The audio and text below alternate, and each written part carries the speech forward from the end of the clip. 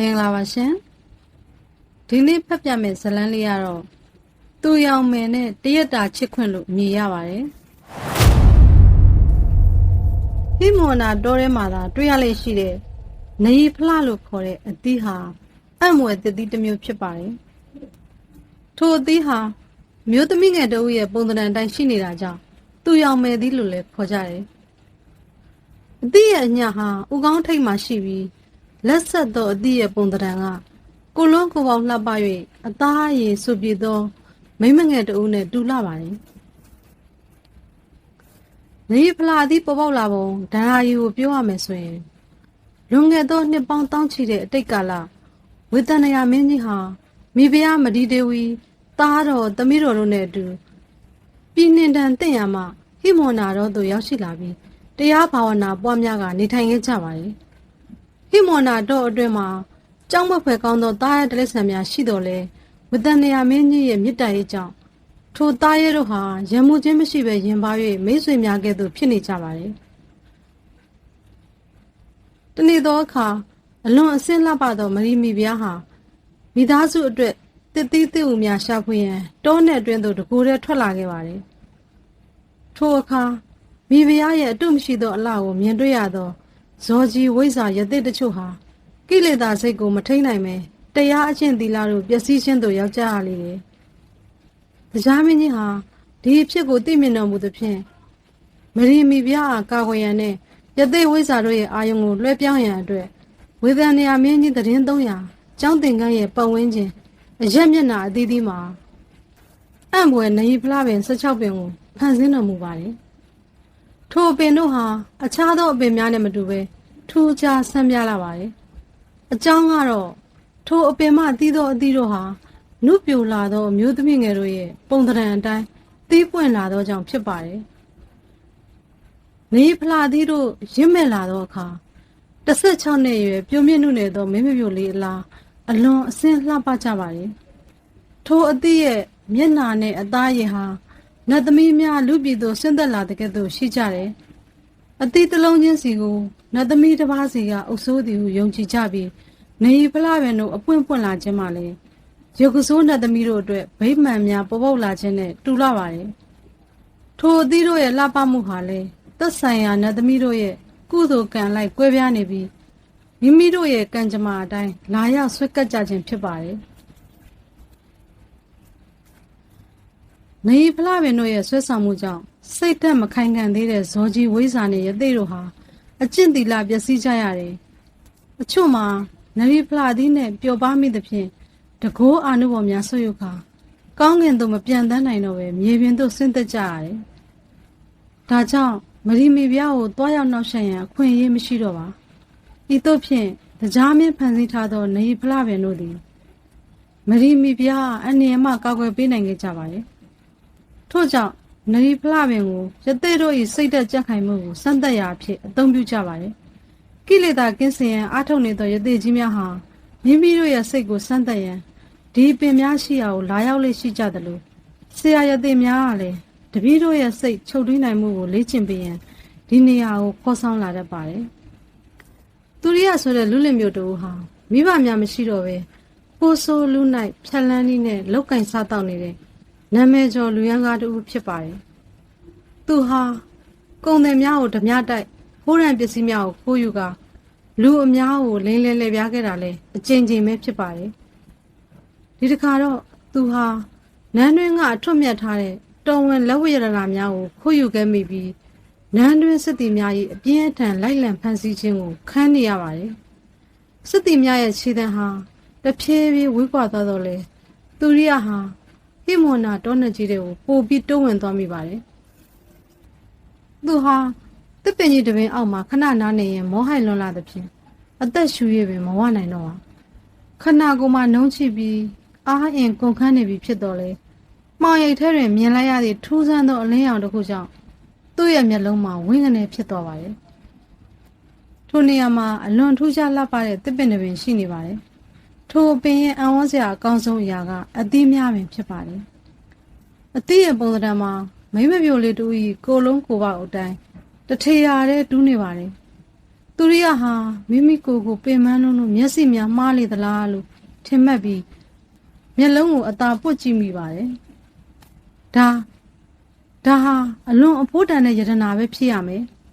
သူ့ရဲ့စိတ်ထဲကအမြင့်တွယ်နေတဲ့လောဘစိတ်နဲ့တိုးတိုးလေးရေရွတ်လိုက်မိပါတယ်ဒီလိုထူးဆန်းတဲ့အရာမျိုးကိုရောင်းလိုက်ရင်ရွှေငွေတွေအပုံပင်ရမှာပဲဒီတစ်သက်ခိုးစားနေရတဲ့ဘဝကနေနားပြီးချမ်းချမ်းသာသာနဲ့ဇင်ခံနေလို့ရပြီအဲ့လိုချက်ချင်းပဲတွေးမိပြန်ပါတယ်ဒါကြောင့်သူဟာလက်ကိုအသားရဆန့်ထုတ်ပြီးအသီးတစ်လုံးကိုဂရုတစိုက်နဲ့ဆွတ်ခူးလိုက်ပါတယ်အသီးဟာအညာမှပြုတ်ထွက်သွားတာနဲ့တပြိုင်နက်ရွှေရောင်အလင်းနှမ်းများဝင်းငနဲ့လက်ကနေလင်းဖြာသွားပြီးတဲ့နောက်မှာအသားရည်ဝင်းပဆွပြေကအလွန်တရာလှပလွန်းတဲ့မိမပြို့တူဖြစ်လာပါတော့တယ်သူမဟာဂမ်ဘီယာပုံမြင်နေရမင်းသမီးလေးတစ်ပါးအလားမျက်လုံးအစုံကိုမှိတ်ထားတာအိမ်မောကျနေတဲ့အောင်ရှိနေပါတယ်ခဏကြာမှတော့သူမဟာမျက်လုံးအစုံကိုအသားဟာရဖွင့်ကြည့်လိုက်မိပါတယ်လာရောင်အောက်မှာကြည်လင်နေတဲ့သူမရဲ့မျက်ဝန်းများဟာအပြစ်ကင်းစင်လွန်းလာပါတယ်အရှင်ကကျွန်ုပ်ရဲ့အသက်သခင်ကျေးဇူးရှင်လားသူမကမေးလိုက်တဲ့အတန်လေးဟာစောင်းညို့တန်ကဲ့သို့ပဲအလွန်တရာချိုးသာလွန်းတဲ့အတွက်သူရိယခမညာဘာမှပြန်မပြောနိုင်ပဲစွန့်ရသွားပါတယ်ထူးဆန်းတဲ့တည်တည်တစ်လုံးကနေတကယ်လူသားအဖြစ်ပြောင်းလဲသွားလိမ့်မယ်လို့သူတခါမှမတွေးခဲ့ဘူးပါဘူးဟုတ်ပါတယ်သူကဘာကိုဘလို့ရှင်းပြမှမသိသေးတာကြောင့်သူမရဲ့မိခွန်းပေါ်လိုက်လျောပြီးဖြေလဲရပါတယ်ထိုအခါမိမပြိုလေးကအပြစ်ကင်းစင်စွာပြုံးပြလိုက်ပါတယ်သူမဟာလောကကြီးအကြောင်းလိန်ညာခြင်းအကြောင်းနဲ့လူတွေရဲ့မကောင်းတဲ့အကြောင်းတွေကိုဘာတစ်ခုမှမသိရှာသေးပါဘူးအရှင်နဲ့နီးနီးကပ်ကပ်နေရတာဟာကျွန်ုပ်စိတ်ထဲမှာနှွေးထွေးတယ်လို့ခံစားရတယ်အရှင်ကိုကျွန်ုပ်ဘယ်လိုခေါ်ရမလဲကိုသားလူလင်ဟာခဏတာတွေ့ဝေသွားပြီးမှငါနာမည်သူရိယလို့ခေါ်တယ်ခတ်တူတူပဲပြန်ဖြေလိုက်ပါတယ်သူမကထိုအမီကိုအဖိုးတန်တဲ့အရာတစ်ခုလိုတိုးတိုးလေးရေရွတ်လိုက်ပြီးဒါဆိုရင်ကျွန်ုပ်အရှင်နဲ့တူလိုက်ခဲ့ပါမယ်သူမပြောလိုက်တဲ့အခါသူရိယတယောက်ဘယ်တော့မှမဖြစ်ဘူးတဲ့ဝေခွဲမြတဲ့ခံစားချက်မျိုးဖြစ်လာပါတယ်မူလကထိုမိမပြိုကိုရောင်းစားရန်ကြံစီထားပေမယ့်သူမရဲ့အကျွင့်မဲ့ယုံကြည်နေတဲ့မျက်ဝန်းများကိုမြင်လိုက်ရတဲ့အခါမှာတော့သူ့ရဲ့စိတ်ထဲမှာတခါမှမခံစားရဘူးတဲ့အပြစ်ရှိတယ်လို့ခံစားချက်မျိုးထူးထူးခြားခြားပေါ်ပေါက်လာခဲ့ပါတယ်ဒီလိုနဲ့သူရိယဟာမိမပြိုလေးကိုတော်ရဲရခေါ်ထုတ်လာခဲ့ပြီးတဘာဝတရားရဲ့အသီးအပွင့်မှဆင်းသက်လာသူဖြစ်တာကြောင့်သူရောင်မယ်လေးကိုမျက်လေးနွယ်လို့အမည်ပေးလိုက်ပါတယ်ဟီးတစ်လျှောက်လုံးမှာမျက်လေးနွယ်ဟာအရာရာကိုအပြစ်ကင်းစင်စွာပဲရှုမြင်တတ်ရှာပါတယ်သူမဟာငွေကြေးဆိုတာကိုလည်းမသိလိန်လဲလေပြားခြင်းကိုလည်းနားမလဲလူသားတွေဘာကြောင့်တူကိုတူရန်ပြုတ်နေကြတယ်လဲဆိုတာကိုလုံးဝစဉ်းစားလို့မရခဲ့ပါဘူးသူမဟာပြင်ပလောကနဲ့ပတ်သက်ပြီးမေးခွန်းမောင်းများစွာကိုမေးလိရှိပါတယ်လူတွေကဘာကြောင့်လိန်ပြောကြတာလဲတချို့လူတွေကဘာကြောင့်သူတစ်ပါးပစ္စည်းကိုခိုးယူကြတာလဲစတဲ့မေးခွန်းများဟာသူရိယရဲ့ရင်ကိုဓာတ်နဲ့မှုန်တယ်လို့ခံစားရပါတယ်မိမိကိုယ်တိုင်ကလည်းဒီလိုလူစားမျိုးတွေကတယောက်ဖြစ်တာကိုသူအမှန်အတိုင်းမပြောရဲခဲ့ပါဘူးချမ်းသာကြွယ်ဝတဲ့ကုန်တယ်ကြီးများထံမှာသူမကိုရောင်းစားရန်အကြိမ်ကြိမ်ကြံစီခဲ့တော့လေသူမရဲ့ယူသားသောအပြုံးနဲ့ကျေးဇူးရှင်လို့ခေါ်တတ်တဲ့တန်လေးကိုကြားရတဲ့အခါတိုင်းသူ့ရဲ့လက်များဟာတုံရင်သွားပြီးမရက်ဆက်နိုင်တော့ပါဘူးညဘက်ရောက်တဲ့အခါစမ်းချောင်းလေးတစ်ခုအနီး၌နားနေကြစဉ်မျက်လေးတွေကကောင်းငင်ကကြံဝင်လေးတွေကိုကြည့်နူးညံ့စွာမေးလိုက်ပါတယ်သူရိယလူသားအလုံးဟာအရှင်းလိုနှလုံးသားမျိုးရှိကြတာလားယင်ကိုသားလူလင်မှာခိတ္တမြငြိမ်သက်သွားပြီးမှဘာဖြစ်လို့အဲ့လိုမေးရတာလဲလို့ပြန်မေးမိပါတယ်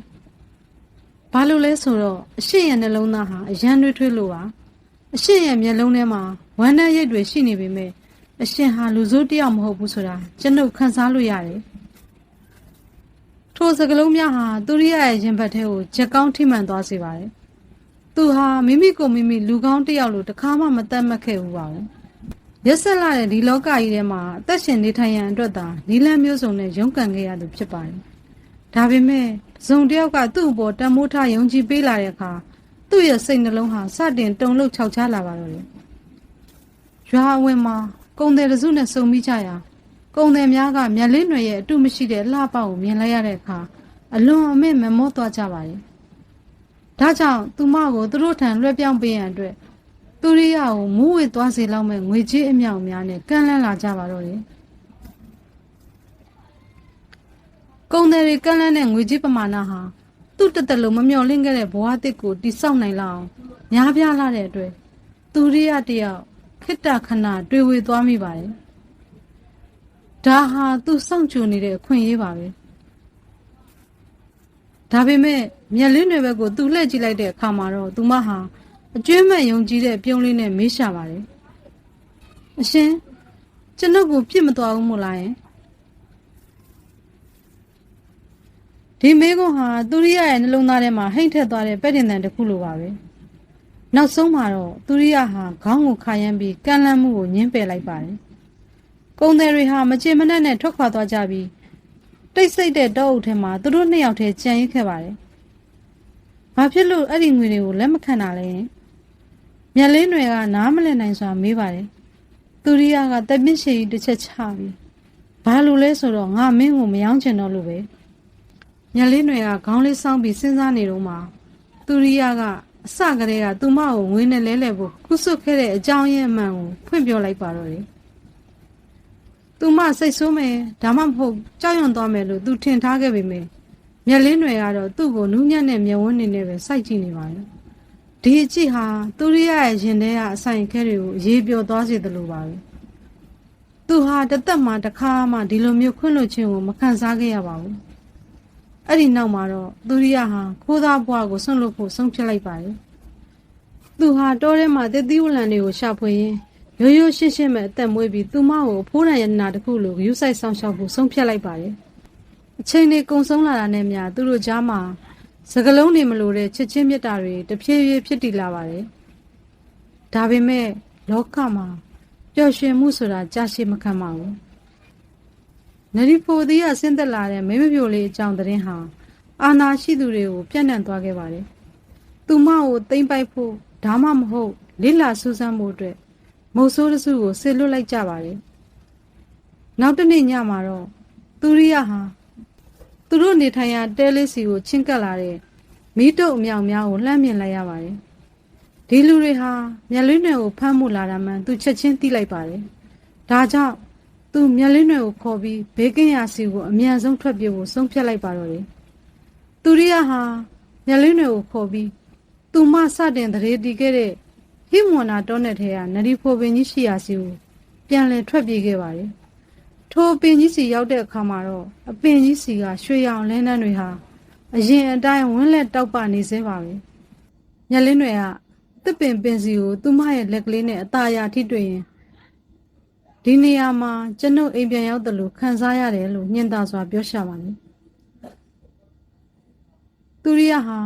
မျက်လင်းတွေသာဒီပင်ကိုပြန်သွားရင်လူသားတွေရဲ့လောဘဘေးကနေကင်းဝေးပြီးဘေးကင်းနိုင်မယ်ဆိုတာကောင်းကောင်းကြီးသိနေပါတယ်။မင်းဒီမှာပဲနေရင်ပို့ပြီးကောင်းမွန်တဲ့ဘဝကိုရမှာပါ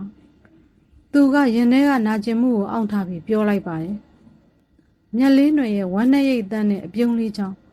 ခိုးသားလူလင်ရဲ့ပါးပြမော်ကိုမျက်ရည်တစ်စက်ကျဆင်းလာခဲ့ပါတယ်။မိမိလိုလူတယောက်ဟာတစုံတယောက်ရဲ့တန်မိုးထားမှုကိုရလိမ့်မယ်လို့သူတခါမှမတွေးဝန်းခဲ့ပါဘူး။ထိုအချိန်မှာပဲမူဆိုးတွေရဲ့ခြေတံဟာအနီးနားကိုရောက်ရှိလာပါတယ်။မျက်လင်းတွေဟာတစ်ပင်ကြီးစီကိုတဖြည်းဖြည်းတိုးကပ်သွားလိုက်တဲ့အခါရွှေရောင်လင်းနှန်းတွေကသူမရဲ့ခန္ဓာကိုယ်ကိုလွှမ်းခြုံလာပါတော့တယ်။သူမရဲ့ကိုယ်လုံးလေးဟာအလင်းနှန်းတွေအဖြစ်ပြောင်းလဲသွားပြီးနရီဖိုပင်ကြီးတဲ့ကိုပြန်လဲပေါင်းစည်းဝင်ရောက်သွားပါတော့တယ်။မူဆိုးတွေရောက်လာတဲ့အခါမှာတော့တယောက်ထည့်ရက်နေတဲ့ခိုးသားလူလင်ကိုပဲတွေ့ရပြီးဘယ်မင်းမပြိုနဲ့ဘယ်ထူးဆန်းတဲ့အရာကိုမှမတွေ့ကြရတော့ပါဘူး။အဲ့ဒီနောက်မှာတော့သူရိယဟာ